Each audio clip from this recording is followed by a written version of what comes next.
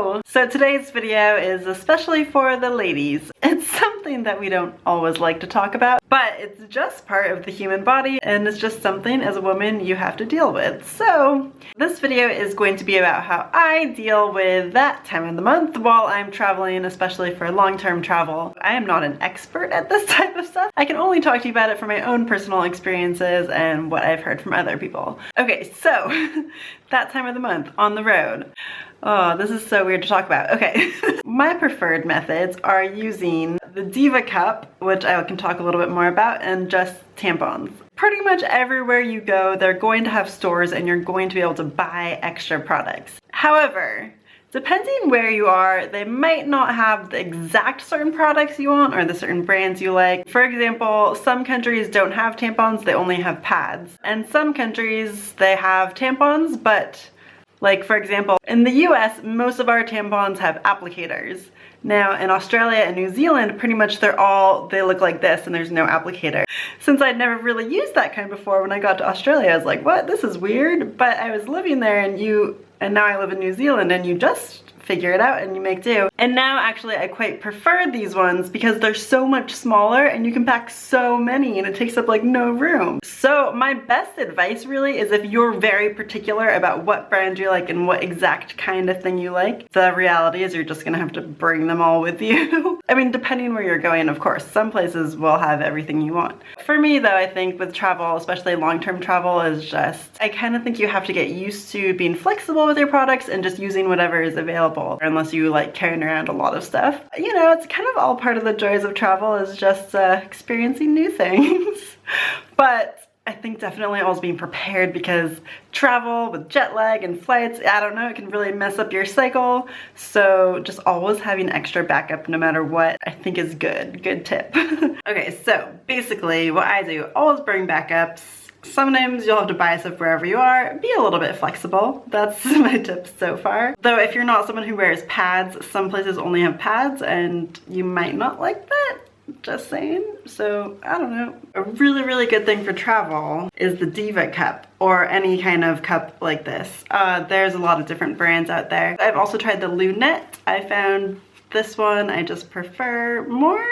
I think it just works with my body better, but I think everyone's body is going to be different, so you have to find the right one for you. There is a bit of a learning curve with these, and if you don't really know what I'm talking about, then there's a lot of other YouTube videos on Diva Cups specifically and how to insert them and how they work and all of that. Before I got one of these, I watched so many videos because I didn't understand either. The Diva Cup is actually really good. You can wear it for up to 12 hours, which is so good if you're on like a plane, train, or a bus or whatever. I really love it, but I also don't like it that much. It's like hard.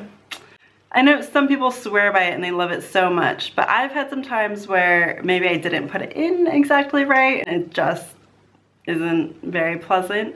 With the Lunette cup, I also had one of those experiences, like if any of you have used one of these, sometimes there's a fear like this is just now a part of me, it's never coming out. It's a really scary feeling. So I think there is a little bit of a challenge just getting used to using it, putting it in, taking it out, making sure it's in properly so that it's really keeping all the liquids in place. That's one bit. But then even if you're used to all of that, the other part I find challenging while you're traveling, especially because I do mostly backpacker traveling where I'm staying in hostels and shared accommodations. The issue sometimes I have is you're supposed to, after every use, like you're supposed to wash it out with soapy water, and after every cycle you're supposed to boil it, which makes sense. You definitely want to keep it sanitary. But I found when you're staying in shared accommodations, it can be a little bit hard to find places to properly wash it, especially the boiling part. Like, I don't think anyone in a hostel wants to like look over in the kitchen and see someone boiling a Diva Cup. I just don't think that seems great. If you stay in more upscale accommodations, I'm sure it would be no problem. It would be really great. I found so when I'm in hostels and there's shared bathrooms, that can be a little awkward as well. I think the only weird thing is like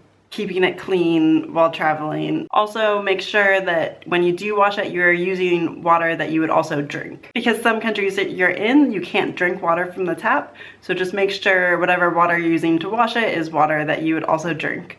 Because again, you really just don't want to be getting any infections or anything while you're traveling. So if I feel like I can't properly clean the Diva Cup, I will just use tampons. I just bring a lot of these small ones, and they're so small that it's just really easy. I would just say if you want to use this and you're gonna travel for a long time, get it a couple of months before you go on your trip and try it out at home and just make sure, just get used to it, see how it goes, see if you like it and all of that. So I personally enjoy having the two options with me at all time, just because, I don't know, it feels like an extra backup.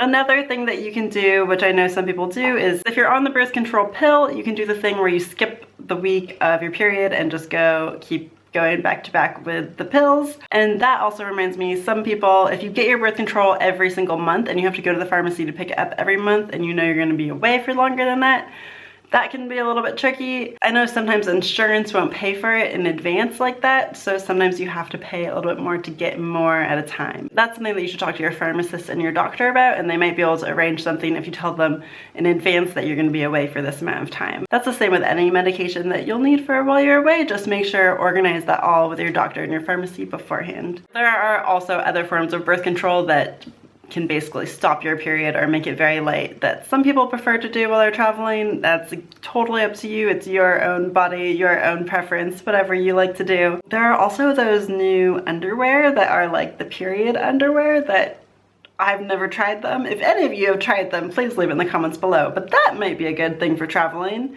It might actually be like really good backup if you're using the Diva Cup for the first time and like you're not sure. That would be a good backup probably.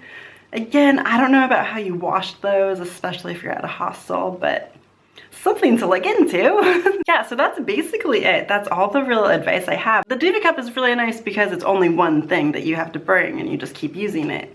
Just make sure that you're able to properly wash it. If you can't properly wash it, I just bring backup of whatever you have, and also just backup in case, because I just feel like that's one thing that can make your travel experience real horrible real quickly if you're not prepared. Let me know if you have any questions or if you have any good tips. Leave them in the comments below and we can all have a dialogue down there. Anyway, I hope this was even kind of somewhat helpful. Subscribe for more travel videos from me, and thank you so much for watching. I'll see you guys next time. Bye.